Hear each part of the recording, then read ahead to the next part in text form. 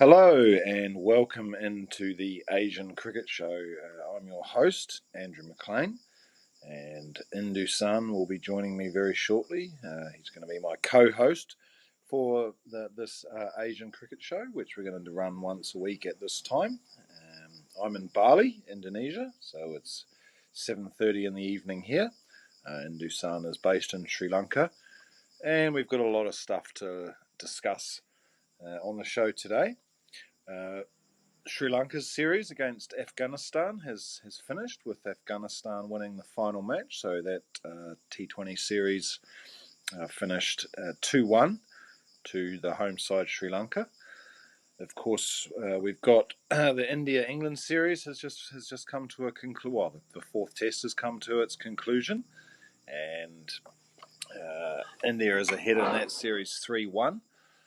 We've got other cricket going on as well. There's a tri-series going on in Nepal at the moment, and the first match of that series got underway today. There was it's a three-match series between Nepal, Namibia, and the Netherlands. So all the countries' names starting with N.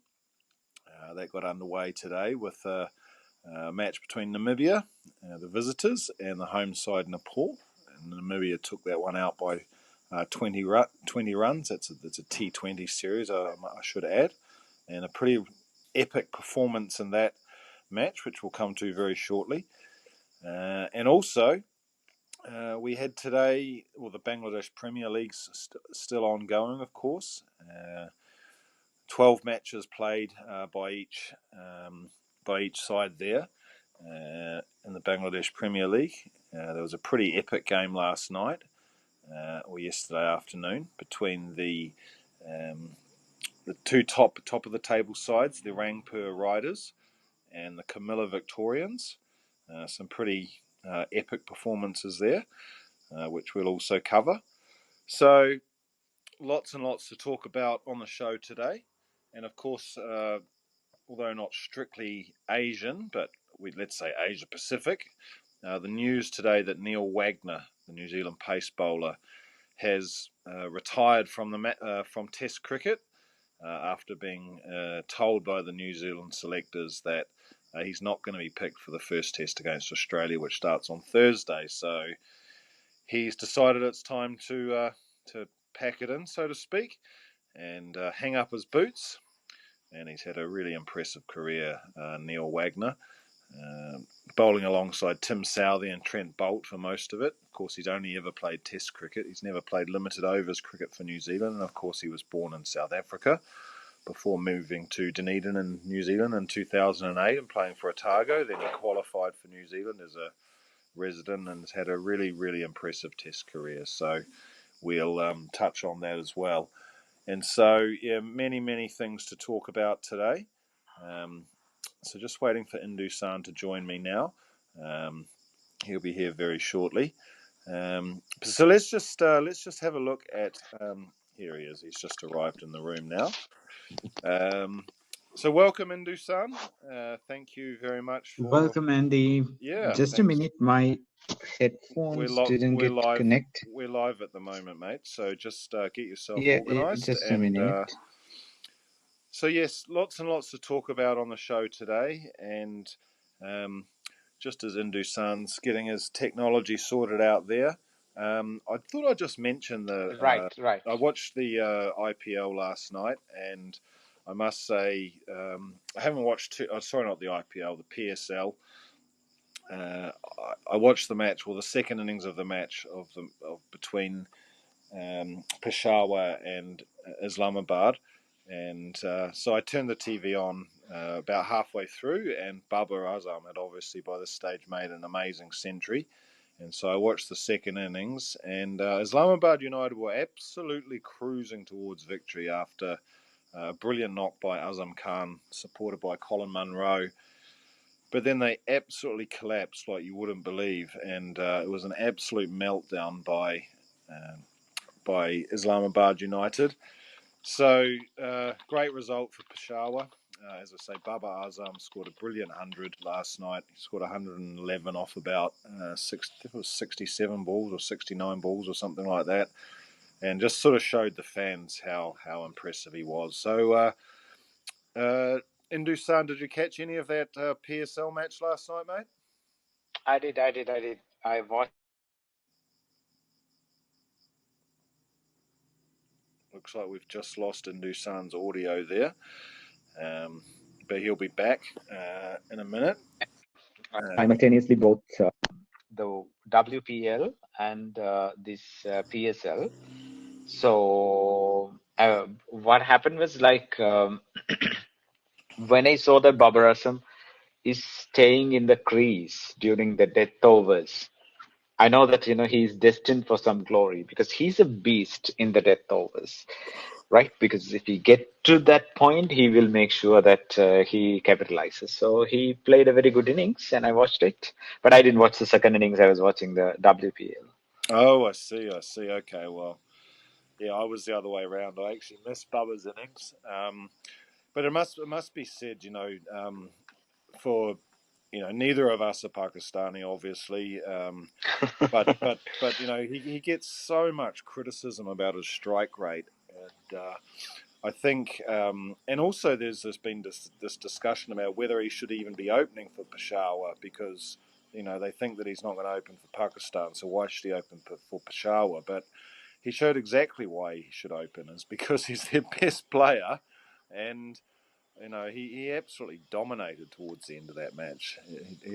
He didn't go to 50 that quickly actually, but from 50 to 100, just astonishing. And as I say, the second innings was a massive meltdown by Islamabad United, and but anyway, I very much enjoyed that PSL match, and it seems like some of the matches are getting closer. You mentioned the WPL Indusaan. Who was on last night, and what did you make of it?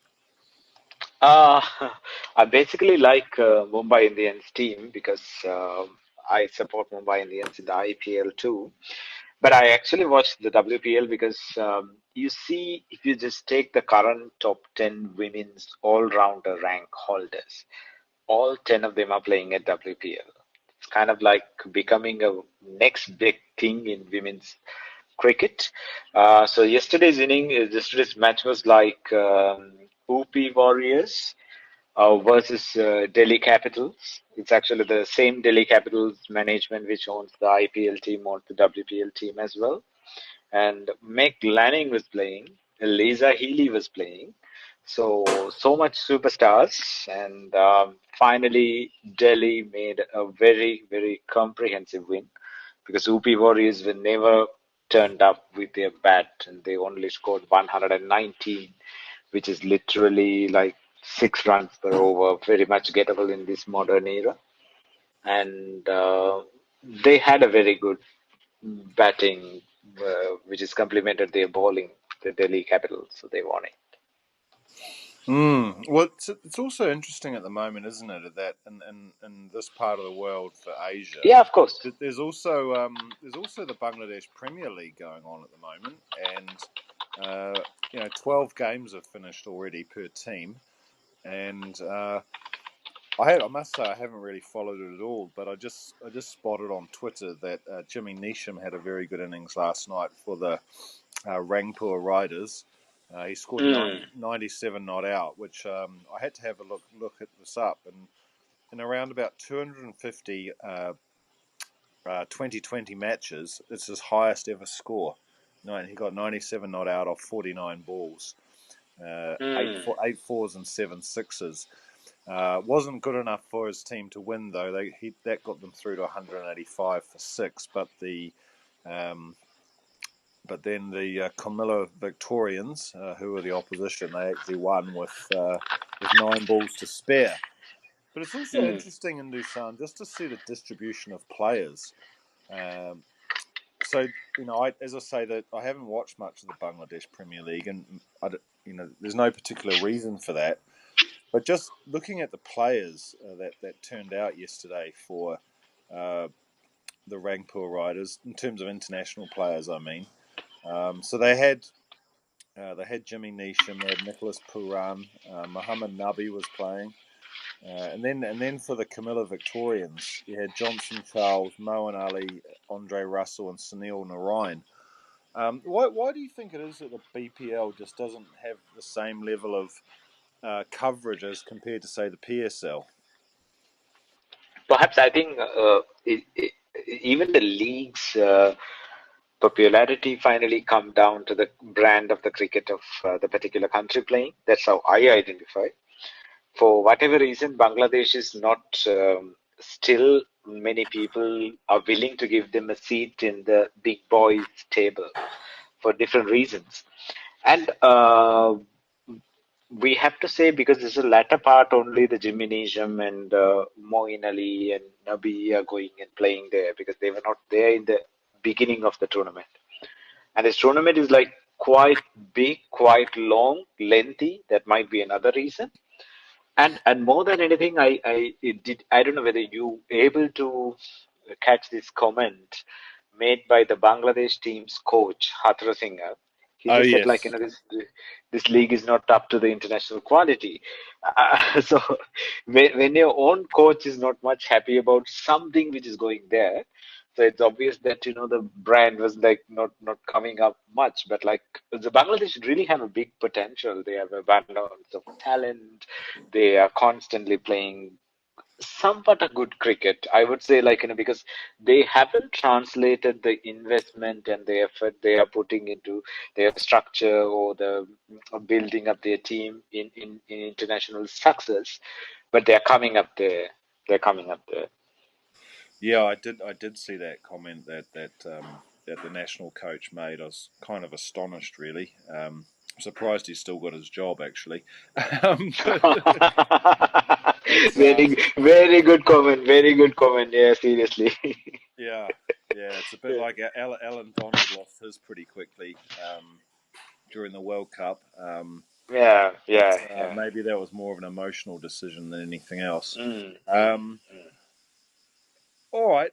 The other thing that's happened today, of course, is that there's this tri series going on in Nepal at the moment, and mm, Namibia played the opening match of the tri series again. So the tri series is between all the ends: Namibia, the Netherlands, and Nepal. And mm, Namibia played Nepal today in Nepal, mm. and something pretty special happened in that match. Of Uh, course, of course. We yeah, have a world record, right? yeah. Talk us through that. This is very interesting, right? Because now this is a tri-series. Because good old days we used to have these Sharjah matches and tri-series, or sometimes like we have these four teams playing together in different matches. So those kind of things with the ICC teams or the test playing nations have just become an uh, extinct version of cricket now. Mostly we are stuck with the bilateral, and thankfully, at least the associates are playing these Tri Nations trophies. This is a very, very nice, perhaps I would say, because the craze for cricket in Nepal is like something phenomenal. And there's another reason they need to play this series pretty much quickly and finish it off, because once the English county seasons happens, these Netherlands players and some of the Namibian players will not be allowed to represent their country unless it's a very ICC event, because obviously, like, these countries doesn't pay them much in the national boards, so they rely so much on the county cricket contracts and stuff. But today we had, because this is why this game is very, very interesting, and I think like all the teams should be given the right term, because if you don't give this chance, how do you know that Nicole Ayton will be able to, like, hit a 36 ball century or 33 ball century, to be honest, precisely.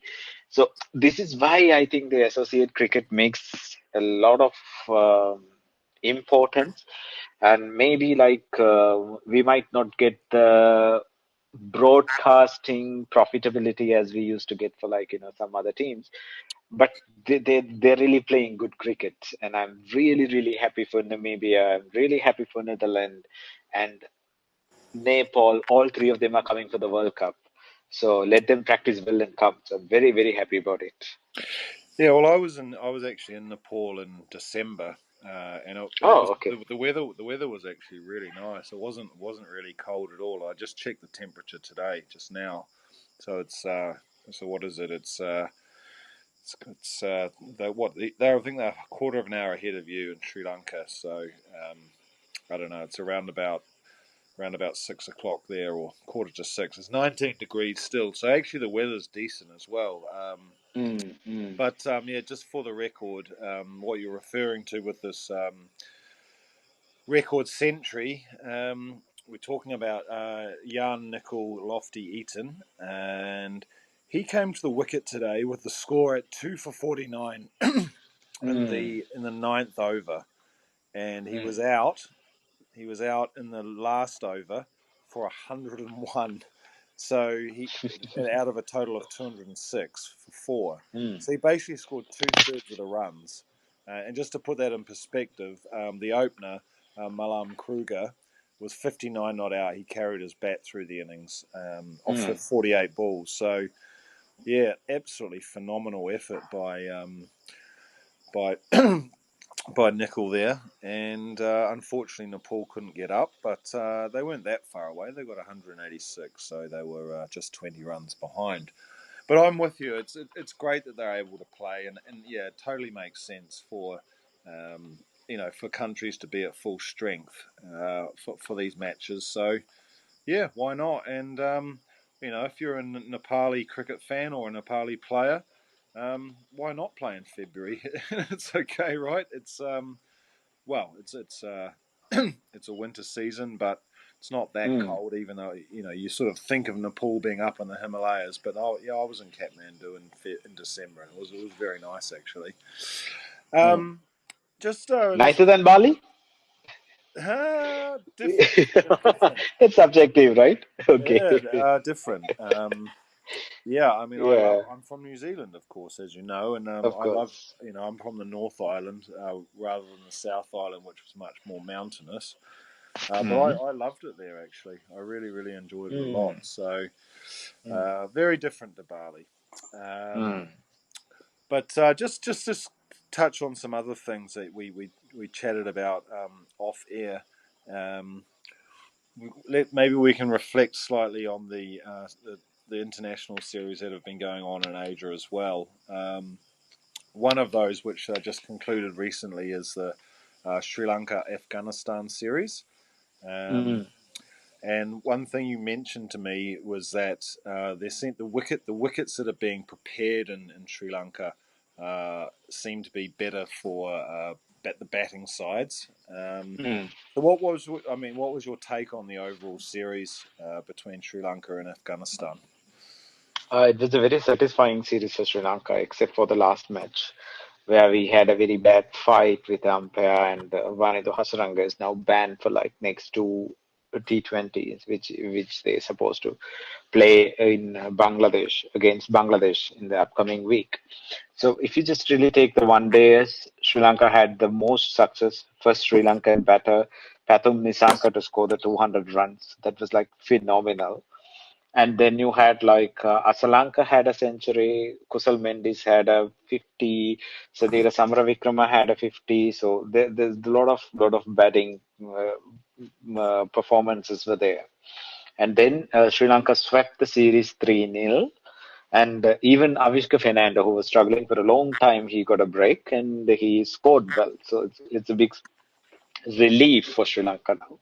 Then they came to T20s, and the first T20 was Sri Lanka somewhat held the nerve to win the match. And the second one was like Sri Lanka completely dominated and won the match. And then the third one was like of the match that where Sri Lanka actually lost, but Kamidu Mendy's emerged as a hero, and he finished the game almost. And then the umpire kind of like didn't give, oh, like, I don't know how to put it. Everybody knows that's a no ball.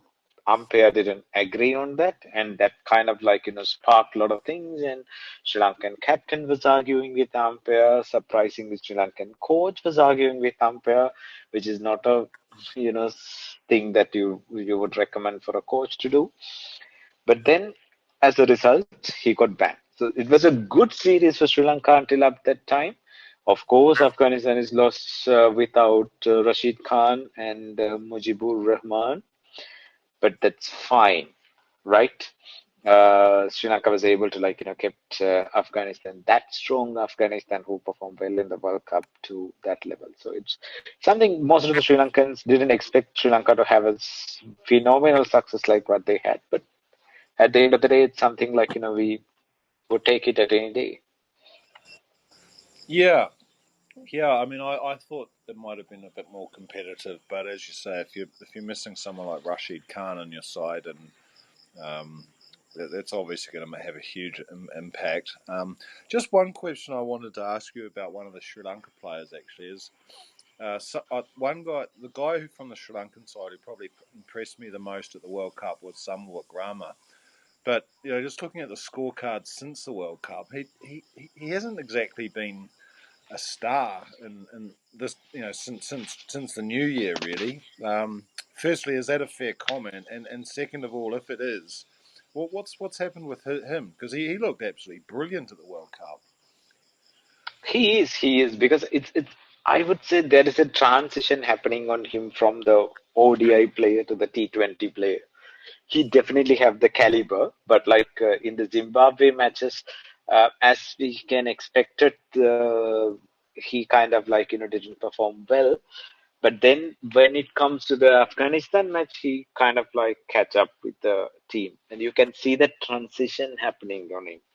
So he's a phenomenal ODI player, no doubt about it. Even he was a contender for number 4 spot of Harsha Bogle's Team of the Year.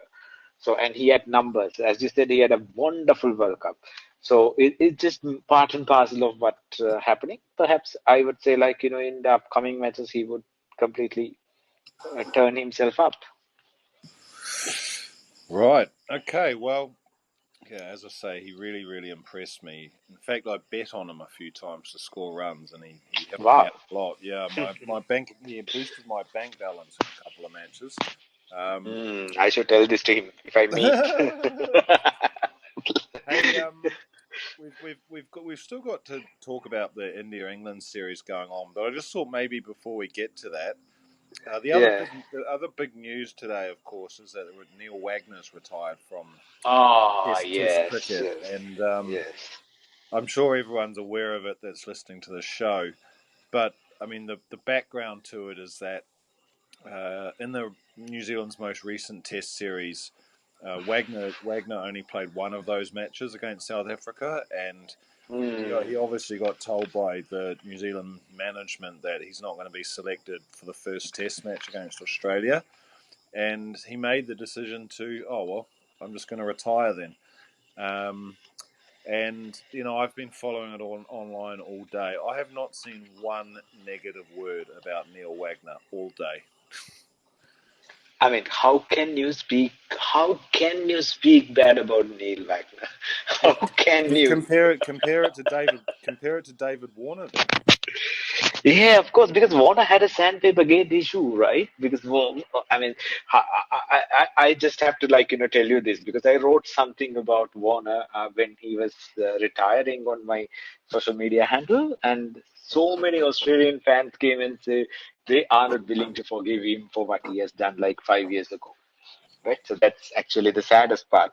But Wagner is I mean, he's a bit aggressive. I know that. That's maybe the non-New Zealand way, but that's fine because you can't just always play the.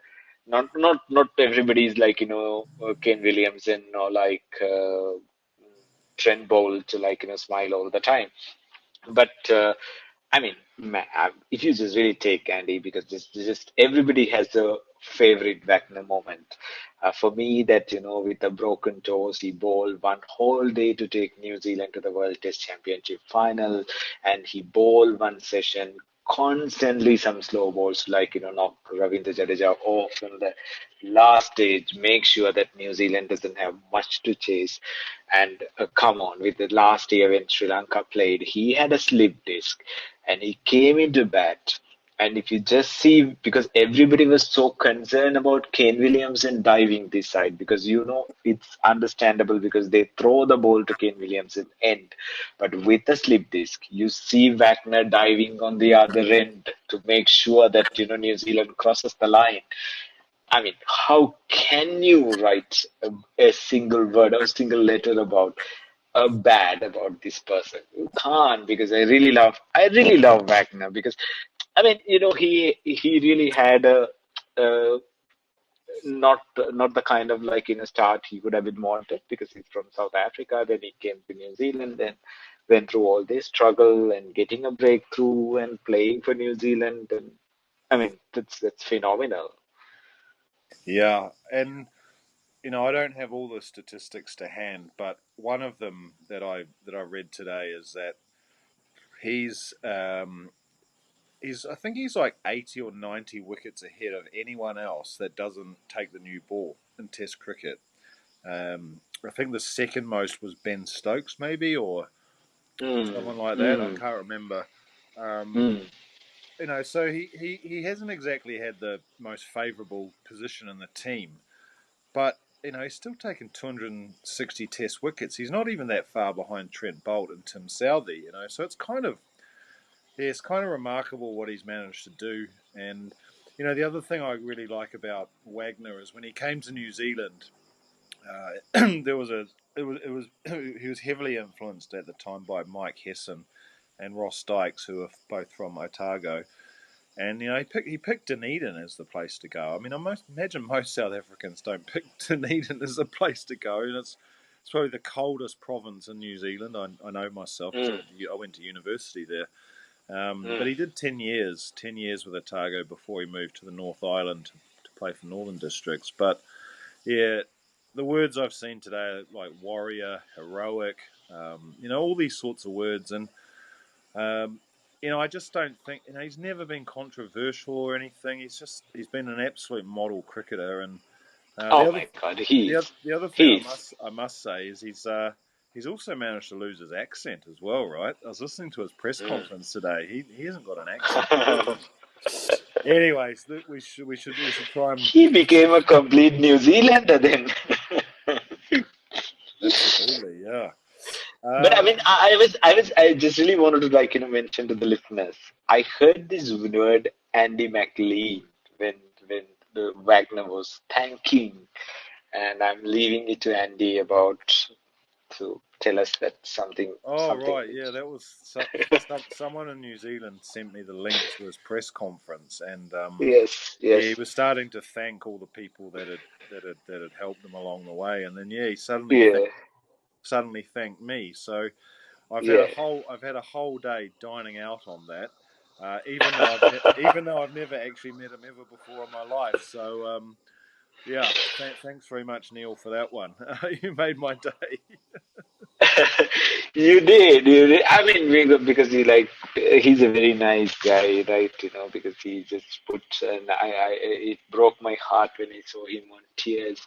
But that's what happens, because that the tears showed us that's what it really meant for him, playing cricket, playing for New Zealand. So I mean, thank you so much, Wagner. Thank you for the memories. Thank you for the goosebump moments, and more than anything, thank you for that World Test Championship title.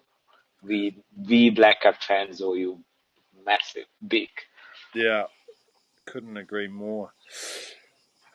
Hey, the other thing we should touch on, of course, is during the week, or on what Monday yesterday, wasn't it?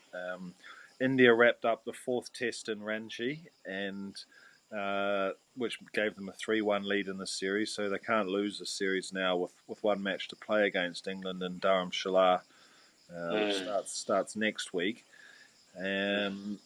It's I suppose there's a couple of talking points here. Um, India's been hugely under strength in this series. You in the fourth test they're missing 5 first choice players. Uh, England more or less has their best side there. You could probably argue Harry Brooks probably the only one that might have otherwise played, mm. but they've had a very inexperienced bowling attack. So my first question to you is how do you think England's actually performed in this series? I'm not talking about what they've said because we're not talking about moral victories or anything like that. Um, What have you actually made of England's performance in the series so far? Yeah. England has been identified by two words like basketball and then moral victories, moral trophies, perhaps precisely. See, I mean, I would say like, okay, I have a very controversial, maybe a little bit controversial opinion on basketball because England played good cricket. England didn't win matches, but I think they used basketball to put India under pressure at times, right? Because maybe because out of the third test, which they were completely like, they were never in kind of anywhere near to what they have done. But this, the fourth test or the second test, which they actually lost, they definitely had their hand on some critical time, right? So they were having some crucial moments there. So you can, I mean, if you are a basketball or like advocate, you can say like it is because of that England was able to push India there, but at the end of the day, you can argue the other way, but still their results doesn't translate. Like even when England went the last time to India, that was in during the pandemic time, still they won the first match and still they lost all three. So they just really like 3-1. It's pretty much like now it's all. So what the basketball has done. So it depends on a very perception based, but I would say like selecting a very inexperienced attack and thinking that it doesn't matter how much they are going to pile up, we are going to chase down. I would say that's not a proper cricket way of looking things because there should be a balance between bat and ball. I would say because batters win you matches, bowlers win you tournaments. That's something very much. I believe that it's quite true. So you should have a very balanced squad, and which they actually missed on. I don't know why, because are they keeping their main bowlers, resting them, targeting the World T20 coming up? I'm not really sure No, about it. I think the issue for England is that they, that that probably their best spin bowler doesn't play Test cricket, right? Adil Rashid, he doesn't play Test cricket. He did a couple of years Mm, ago. He went to Pakistan a couple of years ago, or was it? No, it mm, was India, wasn't it? It was India 2 years ago, or three yeah. years ago. Um, or was it Sri Lanka? I can't remember. But anyway, he played. He did one tour, but then he just went back to playing limited overs cricket. Moeen Mm, Ali obviously played the Ashes when Jack Leach got injured, and Leach got injured here again. But I mm, can't imagine Leach running through the Indian side, and I think Tom Hartley in the first test was obviously a revelation in his debut test. Shoaib Bashir looks really good, but you know you, you you've got he's only played 6 first class matches. I mean, I know Daniel Vittori only played 2 before he got selected for New Zealand. Um, but I think bowling in the subcontinent, if you're not used to it, it takes time. I mean, if you look at someone like mm, Ajaz Patel, for example, um, he did really well in India in the second test on the last tour. mm. He didn't do so well in Pakistan this time a year ago. He didn't do particularly well in Bangladesh. So it takes time to find your feet, and I think Bashir and Hartley have done remarkably well in the circumstances. But I don't really think it's England's bowling that has lost them this series. I think it's their batting actually. They just haven't been consistent enough. Bairstow hasn't got enough runs. Pope after his one great 100 hasn't scored anything after that. Duckett's been inconsistent. Um, Even yeah, they, Stokes, even Stokes. yeah, Stokes. Well, he got 2 really awful balls in the last test to get both his Mm. dismissals. Joe Root wasn't consistent enough, although he did get a great 100 in this most recent test. Um, but yeah, I just think that they just got outclassed by India's spin bowlers. I mean, Ashwin hasn't got 500 Test wickets by accident. I mean, he's a pretty good bowler, and He is. I mean, he is. I mean, yeah, he's a legend. Oh, yeah. So, um, but yeah, I just think that England's inexperienced bowling lineup, conditions just haven't suited someone like Anderson or Ollie Robinson or Mark Wood. And then I guess that's what makes Jasprit Bumrah's series just so impressive. But then again, he's grown up playing cricket in India, so you'd expect him to do well because he's world class. Plus, he's playing at home, and so he's just more used to bowling on those surfaces.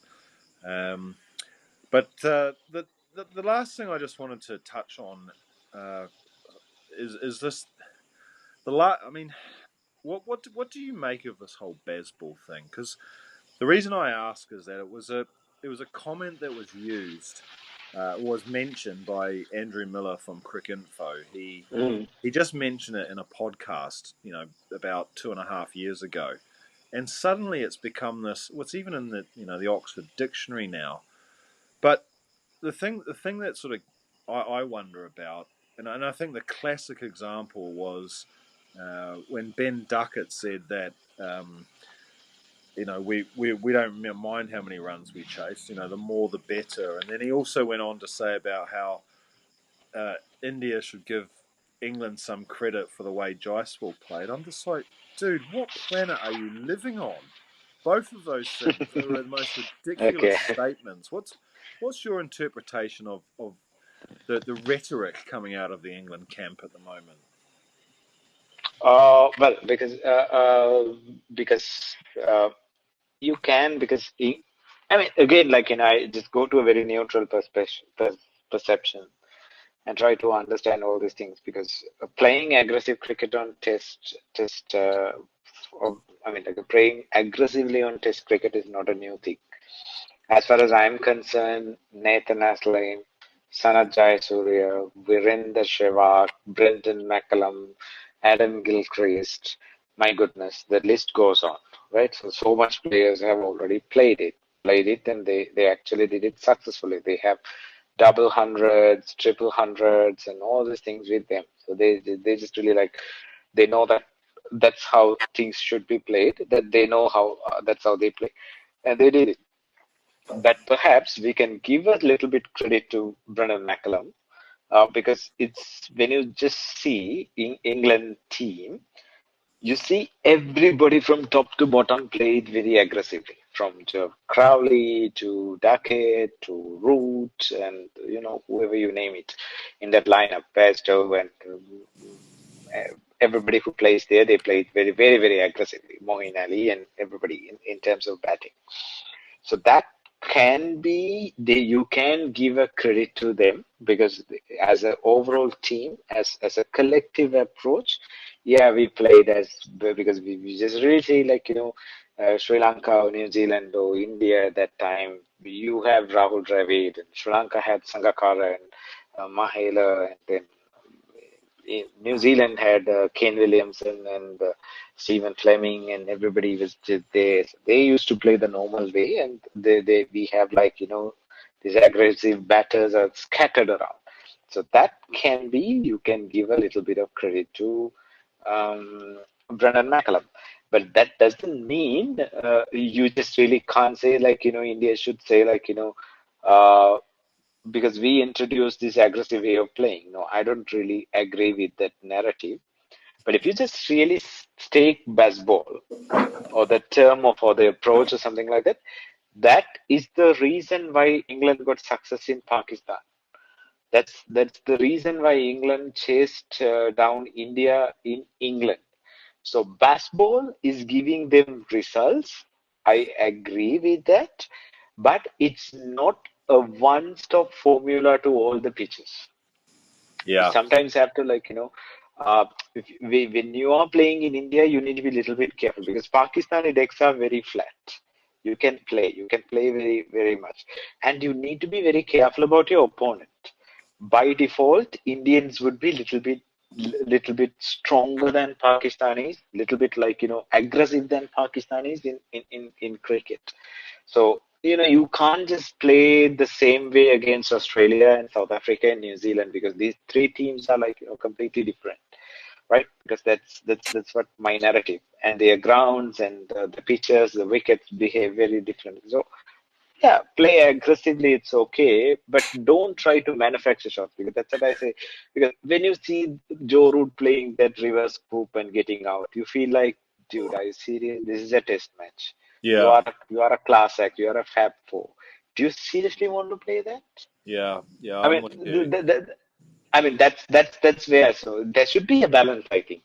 Should Yeah, be a balance. I look. I think the point that I was trying to make was that I just wish I'd tone the language down a little bit. I